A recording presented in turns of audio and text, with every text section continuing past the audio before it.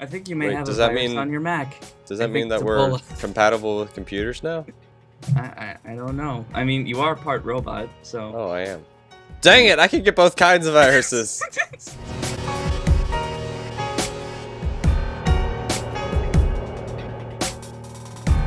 Howdy, folks. EJ here, Hello, my beautiful people. Fyid here. and today we are releasing the Edgecraft Season 2 UUHC module, which has got a lot of fancy twists and stuff. And then the second half of the video, we're going to be explaining a little bit of how the redstone works, so you can learn how to do it for yourself if you find that kind of stuff interesting. So we've compacted this down into a one-command creation so that you can easily install this to your world. Just /give at p-c-o-m-m, hit tab, give yourself a command block, place it down.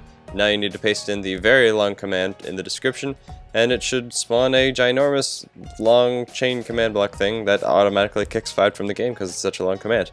Anyway, if you right click this sign, you can see a goofy little chat with our links of who made it, and this will remove the machine and kill all the custom mobs. Yes, there are custom mobs in this machine. If you haven't watched the UUHC where we actually played the UUHC and explained these twists, you should definitely go watch that because it both explains the twists and shows us playing with it in an actual UUHC. But this is the module. It should add in all the twists that we had in our UUHC for the season. It doesn't actually run a typical UUHC. It just does the twists and extra stuff that we did for our UUHC Season 2. Fyid is going to make another video later that will explain the basic default mechanics for making a UUHC work. If you want to go watch that video later, you could probably see a link in the description. Anyway, now we're going to explain to you the Redstone section where we teach you a little bit about the techniques that we used to make this command block contraption work, and you can learn a little bit about how to summon custom mobs and stuff like that. So that was the one command creation. You can find a link to that in the description if you want, but if you want us to explain how the redstone works in a little bit more detail, this is the actual world that we used during the UUHC. The redstone is separated, so it's not exactly tiny and compressed into a one command creation. This is all separated so you can actually see which circuit does which type of thing, and this is how we'll be explaining how some of the actual redstone systems work. Let's start over here. So the first twist that we have implemented here is the banning of golden apples, both notch apples and regular golden apples. The way we did this was actually with tags. So whenever someone has any type of golden apple anywhere in their inventory, it gives them the tag of Gapple. Then we use that tag to clear them, anyone with the tag Gapple of a golden apple. And if that's true, meaning like if this conditional command block realizes that the command before it actually cleared something, then we give them back their gold and their apple. Same thing for notch apples. We clear them of their notch apple and give them like 8 gold blocks and an apple. And then we just remove the tag of Gapple. Very simple. This health alternative is basically all entirely made with floor crafting, which is very simple. There are plenty of tutorials online for doing it in 1.8. This actually uses tags for 1.9, but it's pretty much the same system. Instead of using scoreboard objectives, we just use tags instead. So very simple, very easy. If you want to check this out in greater detail, you can download this world, check it out for yourself. But these are the command blocks for both the health alternatives. They're separated for easier understanding, and the actual potion is made by an entity data command on the actual item, so it turns it into a potion with all the necessary effects to make it work. So the next thing we have is the custom mob spawning and the banning of baby zombies and skeletons. So the way we do this is we tag every skeleton that is not a custom skeleton that we spawned in. We give it the tag of spawn mob, meaning that we're going to mark these skeletons that randomly naturally spawned for death. And we're going to do the same thing for all zombies that are babies. Every zombie that is a baby, we give it the same tag of spawn mob. Then over here, we choose one random one of the spawn mobs, and we give it the tag spawn now. This means that of all the randomly spawned zombies and skeletons that happen to be spawned in that tick, we are choosing one of them to spawn something now. And that way it'll just choose one every tick instead of trying to spawn multiple custom mobs at the same time. This is just a way to make sure that each one of them spawns a unique custom mob. So it chooses one of them to be a spawn now instead of just a spawn mob. And then it executes off of the spawn now the single entity that is tagged spawn now, and it executes off of all these armor stands with a name of random, which are these armor stands named random. there are 20 armor stands in all. One here, one here, one here, one here, one here, and 15 here. So basically, this one has a lot more chance of activating this command block than all these other ones. This just gives us a 75% chance that this command block runs, which actually does nothing. So this is a nothing happens command block.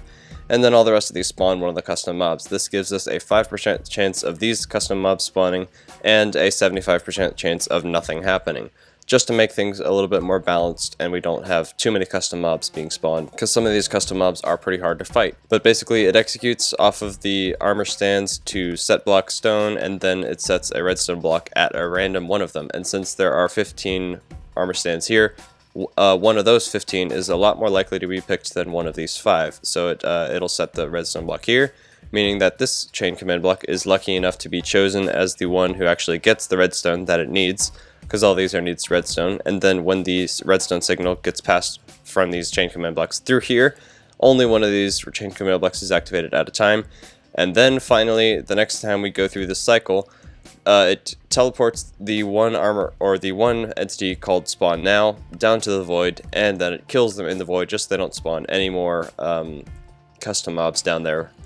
And then it chooses a new spawn mob or a spawn now armor stand of the spawn mobs if there happen to be any more spawn mobs available, and it continues from there.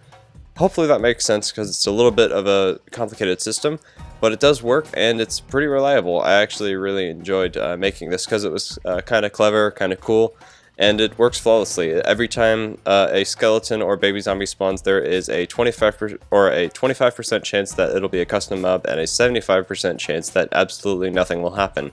And these are all the custom mobs. It spawns, and Fyid will explain that more in a bit. Yep. Alright, onto the redstone over here. This was actually originally 1.8 redstone, so there are some scoreboards in here instead of tags. So over here is the actual redstone for all of the custom mobs. The brute zombie over here actually just has a strength effect and thorns, so it's just a really powerful mob. So this one I will not be discussing because it's just a summon command that happens to have some amplifiers that it has for active effects tag. The Uruk over here tests if there's actually a player in the range of this Uruk. The one that has 1 is actually the one that we're near, and now it's being set to 0. It constantly sets the score for Uruk range to 0, and then it executes for all players in a radius of 5 to give the Uruk a score of 1 back. It also has a score for item, depending on what item it's holding. So if it's currently holding the bow, then it has a score of 0, and if it has a iron axe, then it has 1. Now, the way that the actual item swapping works is the fact that if the thing has an Uruk item score of 1, but the range is 0, which means that there's no players that are close enough for it to even use the axe on, then it ends up doing an entity data to change it back to a bow. Now that means that the Uruk item score is now at 0, which means that it's constantly changing depending if the two scores are aligned with each other or not. The fire sage over here basically just executes that any arrow in a radius of 5 summons a fireball, which means that the arrow will then hit the fireball and the fireball will go in the direction that the person was shooting. So it works basically like the equivalent of I believe Dragon Ball did something like that with snowballs. Oh yeah, and just one last thing. Fire Sage, it has a score given to all fireballs, so that like if they end up like stopping momentum, they won't just stay there and like out the server. And also, it kills all arrows that are in ground near it, so that the arrows that are on the ground don't summon fireballs as well, just for the sake of safety. Next up is the Wanderer. This one is one's gonna be interesting. So this one uses a JMP Wanderfall score. As you can tell, there's quite a few Wanderers out there from natural spawning, and they all have a score of 1. Now the thing is the fact that if it has a health of, it constantly sets it to 0, but then any zombie with the health of 20 which is the full health that the Wanderer has, then it's set to 1, which means that anytime it's damaged, it can't set it back to 1. Now, if a Wanderer has a score of 0, it ends up killing the bat that's under it, so then it stops flying and then drops down, and then it's free to attack any player it wants. But it does in a radius of 10, so if you do attack one of them inside a pack, it will cause all of them to drop and attack you. And last one is the Sprite Bunny, which is actually just 2 commands. If I can click the dang thing, oh yeah, it gives players nausea, I forgot about that. So the Sprite Bunny here, it's adorable and stuff. It really just gives a particle, and the actual summoning command has it riding a bat, and then it just gives invisibility to the closest bat. So if you kill it, then the bat just appears and it doesn't have invisibility anymore. Yep. That's it, just the 2 command blocks for the Sprite Bunny, and that's all the custom mob redstone you need to know how. Yay. Yeah, and in the actual world download, this redstone will be over where it was before, over here. So now we have the system for the elytra here. Over here is the custom crafting for the elytra. Since it required 3 ingredients, it required a couple more command blocks for the custom crafting. Everything that direction is custom crafting from this redstone block. And we've got over here a system that allows the levitation. So when you're sitting on the ground and you put elytra in your slot, it'll give you some levitation, and then you can fly away and be happy and stuff. The way it works is basically it gives you a tag whether you're in air or on the ground. So if I'm on the ground here, you can see that I have a score of 0.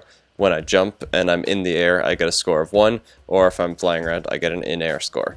Basically, the way this works is it doesn't allow you to get the levitation if you put your elytra in your slot and you're in the air. You have to be on the ground, just so you can't abuse the system and like put it on and take it off and put it back on again while you're in the air, just to spam it and fly forever. And the way that it actually detects if you've put it in your slot is in air time. So whenever you take your elytra and you put it in your slot for the first time, you can see on the side where that right now I don't have any score, but as soon as I put the elytra on my back, it starts counting up my in-air time. So now I've got an in-air time score that is counting up, and it will never stop counting up until I take it out of my chest slot. So basically this allows me to get the score of in-air time when I first put it on. So my score of in-air time is like 0 or 1 or something like that. That's when it gives me the levitation to fly upward a little bit and gives me a little bit of a boost. But I can't get it any other time until I take off the elytra again, get my score reset, and then put it back on again. And as we said, you can't do it when you're already flying, because then you'd be able to abuse the system and fly forever. And that's pretty much the system. It works based on the flying tag, the in-air time, and the in-air scoreboards. A little bit inefficient, but hey, it works for a UUHC. And you can check out these command blocks in more detail if you want to know the exact organization of the command blocks to make this work. And I think that's everything. Over here we have just a useless thing that we didn't end up using for the UUHC. It involved banners, and Tom was working on that. Over here, all this stuff belongs to Denisi. This was for the little slideshow that we did at the beginning of the UUHC. And over here, this is mostly stuff involving the actual UUHC setup stuff, like the world border, the team setup, and the overall UUHC, no regeneration, all that kind of stuff. Fyid will explain that in a later video, I'm sure, or at least some parts of that. Anyway, the last twist that we have here is the loot chests, which basically fall from the sky and offer you some fancy loot every 7.5 minutes. The first thing it does here is it's adding to a dummy player, chest loot timer. This is not an entity, it's just like a player that doesn't actually exist, which helps us to create a timer. And it's reusing the same scoreboard objective as we talked about before, in airtime. So it's basically adding 1 to this chest loot timer constantly, adding up its score until it gets to 9,000. Once it gets a score of 9,000, or between 9,000 and 9,001, which is exactly 7.5 minutes, it will execute the rest of these command blocks, which basically sets this to redstone block and then air really quickly to activate this whole fill strip. And then after it activates the fill strip, it sets the chest loop timer back to 1, so it can restart the timer all over again and wait for the next 7 minutes. Now, what this fill strip does is it summons an armor stand named loot with a couple of tags so we can keep track of it. Then it spreads that armor stand around a 750 block radius, just so it can go pretty far in the area that we had for the UUHC. then it summons it summons a falling sand entity with the data of a chest with the loot table of Stronghold Corridor, meaning that it's got basically it just summons a falling sand chest from the sky, and when it lands it'll have some fancy loot in it based off that loot table. Then it summons another armor stand, spreads that armor stand, and summons another falling sand from the sky, this time with the Desert Pyramid loot chest. And finally it kills the 2 armor stands, and those chests fall from the sky. But the way we make sure that they're noticed is we have these 2 last command blocks over here that basically do some particles that make it very noticeable when it's falling from the sky, and we make some firework launch noises, which are very loud and annoying. So basically this just helps you figure out when a falling sand is falling from the sky, because it does a bunch of particles and sounds. And that is pretty much the system here. It uses a dummy player timer, so every 7.5 minutes it'll summon the chest falling from the sky. And that is the twist. And as we said, the rest of this is just random stuff. This is something Tom was working on with the banners. This is all Denise's nonsense for the slideshow at the beginning. And this is something that Fyid will maybe cover later in another video. But that's about it for the twists. Hope you all enjoy. So that's about it this module adds. If you think it's way too much to handle and you've got way too many custom mobs around or something, just feel free to absolutely remove the machine. Just come over here, kill the custom mobs, and remove the machine. Everything should go back to normal. All the twists will be removed and not work anymore, and the 1 command creation will be gone. But that's about it. That's all this adds. If you want to download this world and check it out in more detail about the Redstone, you're more than welcome to do that as well. But that's about it. 1 command creation, the world download, fancy stuff in the description. Check Fyid out if you haven't already. And that's it. Go check out the UUHC if you haven't seen that already too, because that was a real blast. But thank you all very much for watching, and we will see you guys all later. Bye-bye. Bye.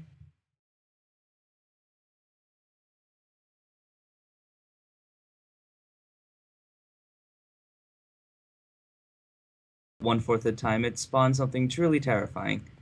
Oh, Crowds just joined the game. I have blindness, nausea stuff. Ah. Then there's the Fire Sage, and since I'm in survival, this will be fun. Hello, Fire Sage. Okay, that terrifies me. As you can see, this thing has fireballs, and... oh god. This scares me. Oh jeez, did you hit the fireball? In F5 mode. Oh yeah. Wow. I need to get that sort of skill. It was not skill. I couldn't see what I was doing. Help me, EJ. I have half a heart. Ah. I can't find in F5 mode. Where are you? Come closer. No. Oh no. You had full diamond armor and you still died? Yes, I did. I had half a heart. These things scare me, okay? I also have a fireball to the face beforehand, so you know. What? Aggressivity. I stand by my statement. Okay. So many fun... oh my gosh, why would you do that?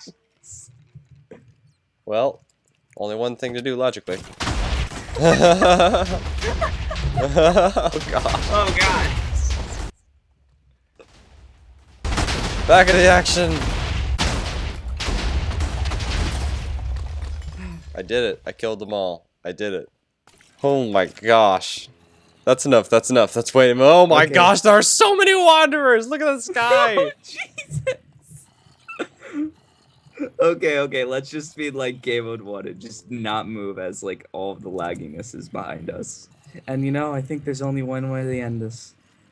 Hello everyone! Oh my gosh! Why would you do this? No!